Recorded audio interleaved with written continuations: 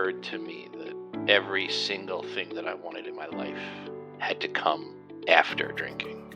The drinking was beyond anything I could take care of. People talk about a moment of clarity, and I thought, of course, until I had one, I didn't think they were true. And it was for the first time I saw myself from the outside in stark reality to being completely powerless over alcohol.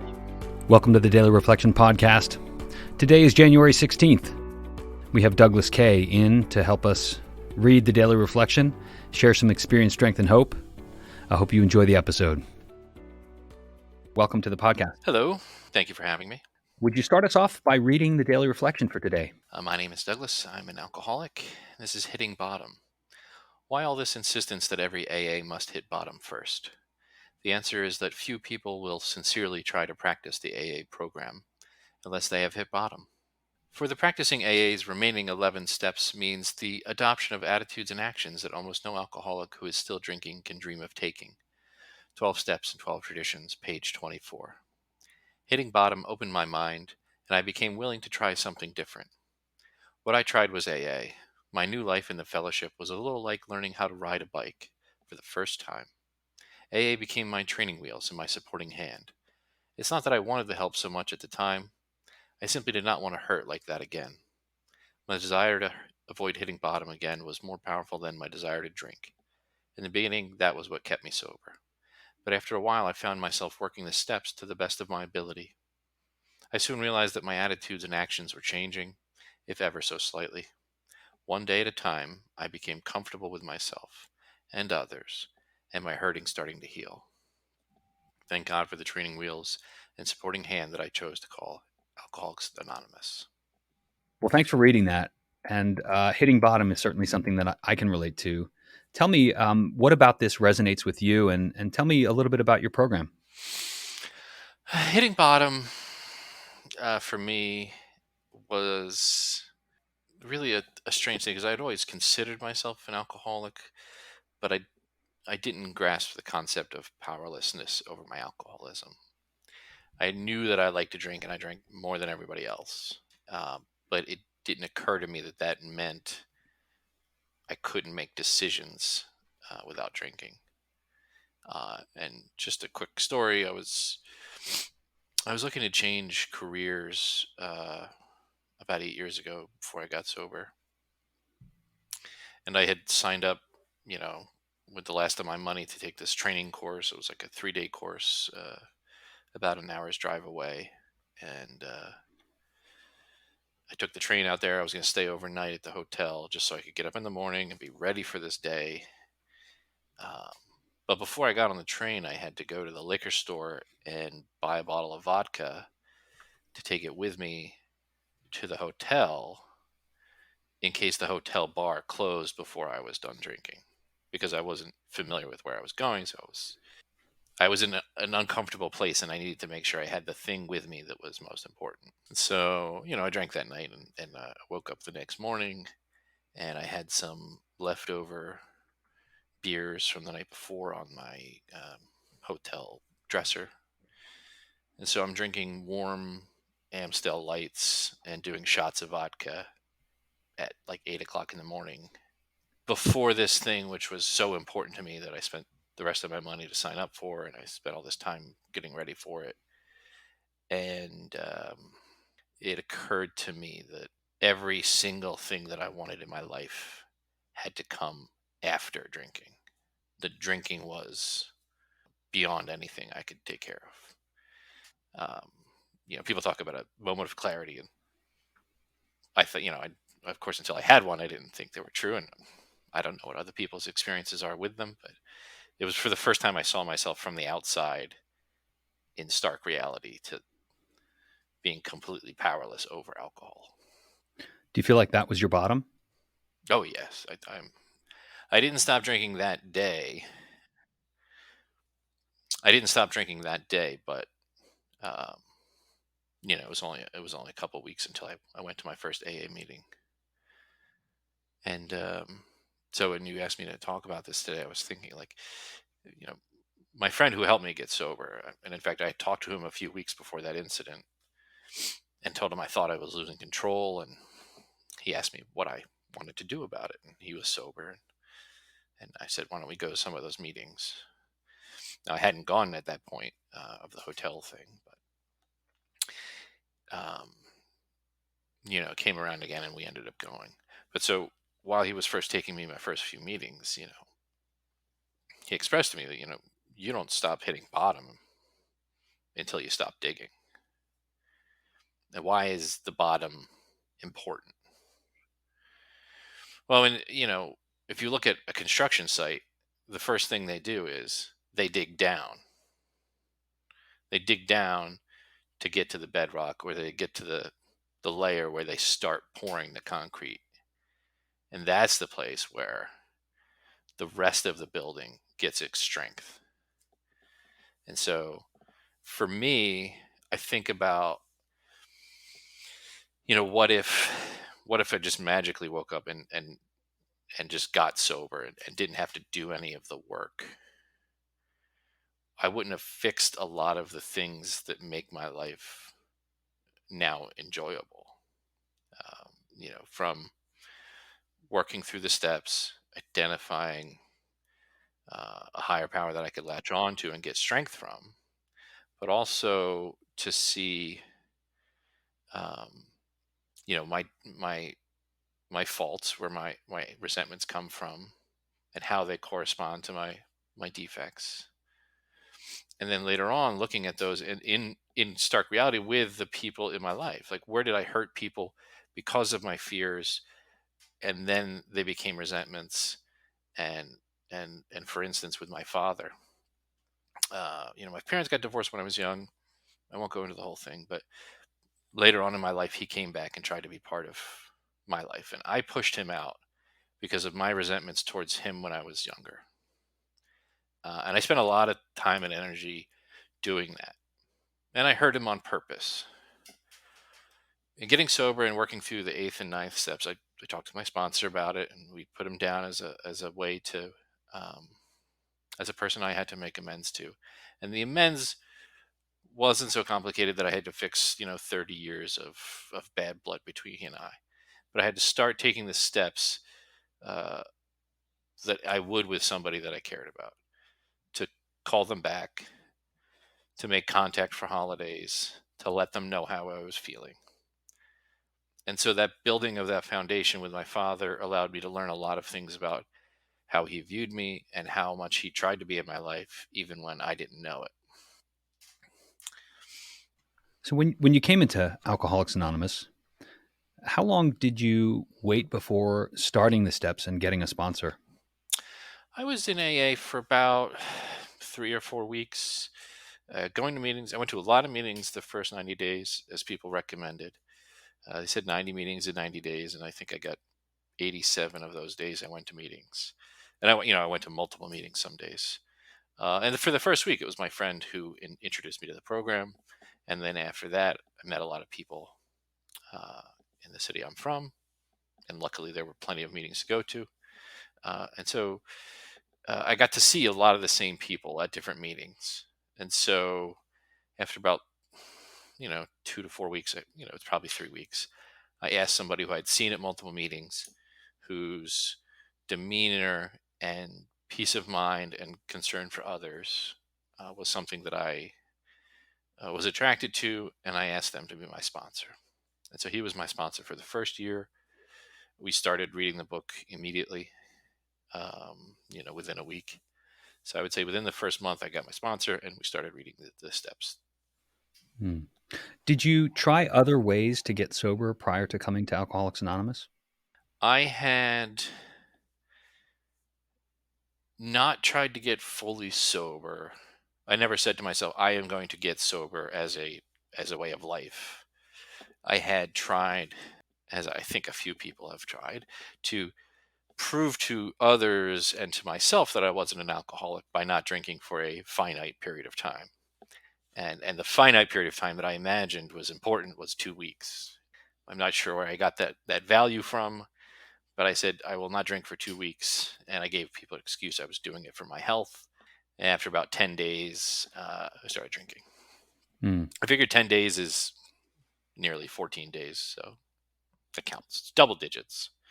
And that was the only time I tried to get sober. Hmm. Oh, I'm sorry. That's actually not true. I started drinking when I was really young in like grade school, and I stopped drinking in eighth grade because I was going into high school and I had to be serious about life. Mm.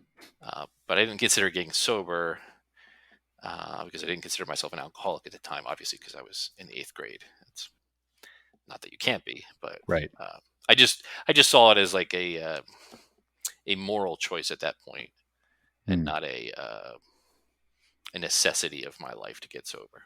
Hmm. That's an interesting concept, and I think so many of us. Um, I'll speak for myself. I certainly had the ability at times early on in my drinking career to stop for short periods of time, but I always ended up going back to it. But I felt like I had that decision. Do you ever feel like maybe you crossed a line where you lost the ability to choose not to drink? I'm from New Jersey, and the joke about New Jersey is what exit are you from on the Yeah. turnpike? And I just remember, many times, you're driving with other people and they don't know where they're going and they pass the exit and you don't realize until you get to the next one. That's how I think of my drinking, Mm, and the point at which I could have gotten off was in the rearview mirror a long way before I even realized I'd passed it. yeah. So anytime I think of that, like that point of no return, it, it was way behind Yeah. when I realized it. I relate. I think that's a good way to look at it. Yeah, I got sober in 2013.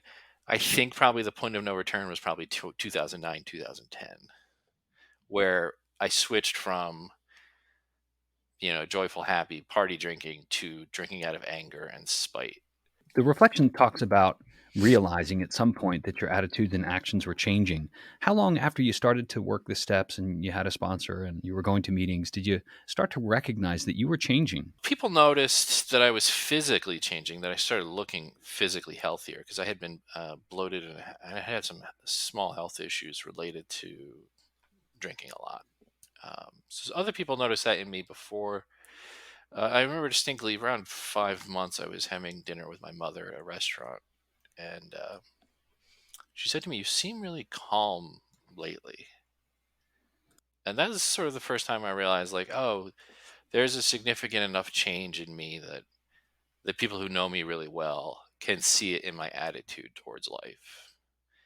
That I'm not sort of, when I was drinking, every morning I would get up and there would have to be something external that I would have to get into me or get for me to make me feel better. Whether it was drinking, whether it was sex, whether it was money.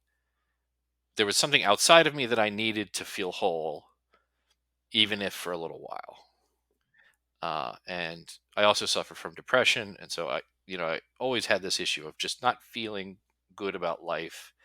And when people said they were just happy to be alive, I just didn't believe them. At some point, maybe 6, 7 months in, I was walking down the street, looking around, and it was the first time in 32 years of my life that I felt actually happy to just be alive. And that was a profound feeling because I had never had it before, and I also didn't believe that other people had it either.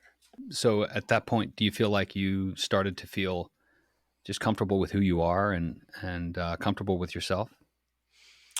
Yeah, it took me a while. My job before quitting drinking was actually being a wine steward and a sommelier and a server in fancy restaurants.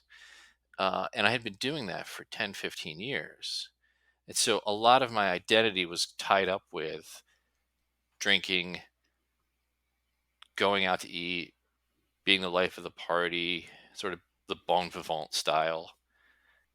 Without that, I had to stop and rethink, like, well, what is Douglas if he doesn't drink and he doesn't party and he doesn't stay out late?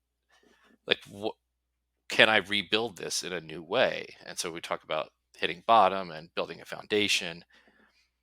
And in sobriety, I learned, like,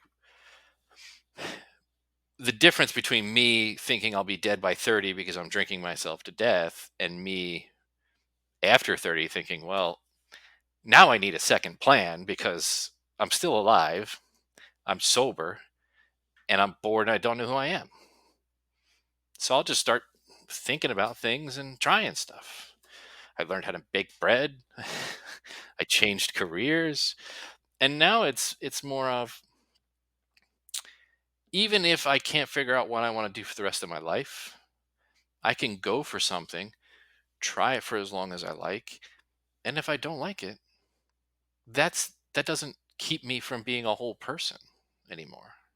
Just because I'm not a fancy wine person anymore doesn't mean I'm not a perfectly good person. Now that you're working the program, there's obviously steps that we work every day. Do you feel like there's elements of the program that help you to continue in this journey every single day? The one thing, and I think, we talk about this, the spiritual condition, the fitness of my spiritual condition every day. It's a constant resetting of what my expectations are, what my goals are, to things which are within a 24-hour period. And so if I had a terrible day yesterday, I mean, yesterday was good, but if I had a terrible day yesterday, or if this morning was terrible, it's not going to last forever. I can start again either right now or I can start again tomorrow morning. And I have a finite set of goals. I have the daily things in life, but I also have to stay sober, help another alcoholic, and sort of become the idealized version of myself. Like, what would I want someone else to be if they were playing me in a movie? Like, then I could just start aiming for that.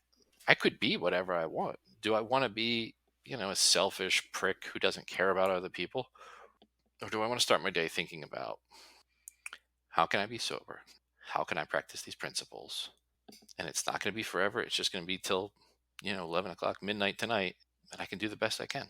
This allows me a constant refresh. How do you work with other alcoholics?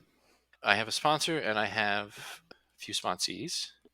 Obviously, we're in a pandemic right now, so there's not a lot of meetings in person, but you can still greet the newcomer. And even in Zoom meetings, we have ways of doing that, reaching out through email or whatever. But greeting the newcomer is sort of the place where it becomes the rubber meeting, hitting the road, because you can see them as you were. And you can also think about the people who greeted you and thought, let's welcome this person. And so I think about my friend who helped me get sober. I think about my first sponsor. Think about, my first service task, which was greeting people at the door, which, having worked in the restaurant business for 15 years, was something that felt very comfortable to me. Make people feel like this is home to them when they come in. And then as you see them come in and you see them get sober, it reminds you that this has power. And you see those people after a few months, you start chatting to them, say, how's it going? Are you working with a sponsor? If not, here's a few people I know. Even if you don't want to work with somebody right now, let's just go get coffee. And a lot of the people I've ended up working with were people I just took out for coffee a few times, and they were too damn lazy to get a sponsor. And I was like, okay, well, I'm your sponsor until you find another one. Either you're happy to work with me or you're so frustrated with me, you pick somebody else. So it's a win-win. And so I think just that personal connection, and just allowing people to know that, like, you were in that place, I was in that place, and that things can change. And to see other people change is a little easier than to see yourself change. And so I think greeting the newcomer, on their first day, and then seeing them when they get their year, is a constant reminder to us that, oh, damn, I was like that and I changed. I can still continue to change. So, if you had to give some advice to maybe a newcomer's listening to this, what kind of words of advice do you have for them? The biggest mistakes in my life were when I thought I could do things on my own. When I was 14, I went swimming, and I had been swimming a lot, and me and my friend went down the shore, and the riptide was too strong, and I got pulled out, and I was losing my strength, and I had to wave my arms and ask for a lifeguard to help me. In my depression, I tried to commit suicide. I had to go to an outpatient facility, and I had to accept help. And then still, in my alcoholism, it took me many years to realize that I needed help. And so while I was lucky in all of those things, as soon as I started to accept help, things started to get better. As soon as I started working with my sponsor, I saw that things could get better. And they got better a lot faster with somebody helping me than on my own. And so I just think, like, people say meeting makers make it. Go to a lot of meetings. You go to a lot of meetings not because the meeting is the thing which helps you survive. It's the people there you connect with who talk about exactly what you're going through, what they did, and that's also where you meet your sponsor. It's where you meet people to get into service with, and it's where you see other people thriving by using this program. And I think that's the best thing about meetings, is whether online or in person. That's so important. So the concept of hitting bottom, there might be people that are maybe on the fence about taking the drastic step of coming into Alcoholics Anonymous because maybe they feel like they haven't hit that bottom. Do you think it's absolutely necessary to feel like you've hit your total bottom? I don't know. What I tell my sponsees who are starting to work with other people, like, they're getting sponsees of their own, is that in the 12th step discussion in the big book, it talks about reaching out to people. This is a seed that we're planting. I don't call 911 every day, but I know what to do when I need it. I know how to dial that number. I don't need to go to the hospital, but I know where it is.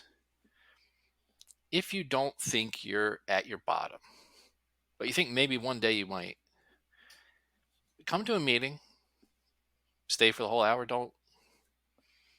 But you know where it is now.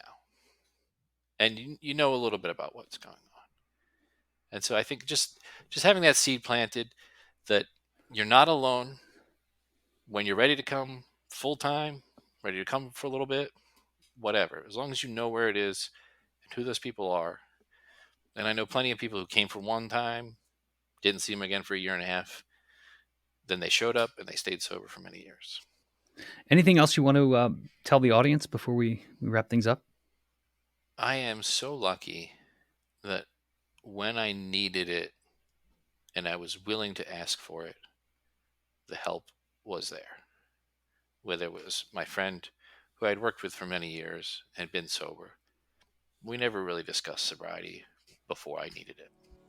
And turns out, a block away from where I worked, there was about 6 meetings. So I didn't realize how helpful all of these things could be until I made myself available to them. And I'm just grateful. Well, Douglas, thanks so much for taking the time to share your experience, strength, and hope. Thank you for asking. Thanks, everyone, for listening. We've put a Patreon page together. This will help us keep the show going. If you want to donate, your donations would be gratefully accepted. We don't make money on the show. It does cost money to put together. You can find that at patreon.com/dailyreflection. That's patreon.com/dailyreflection. Thanks, everybody. Have a great day.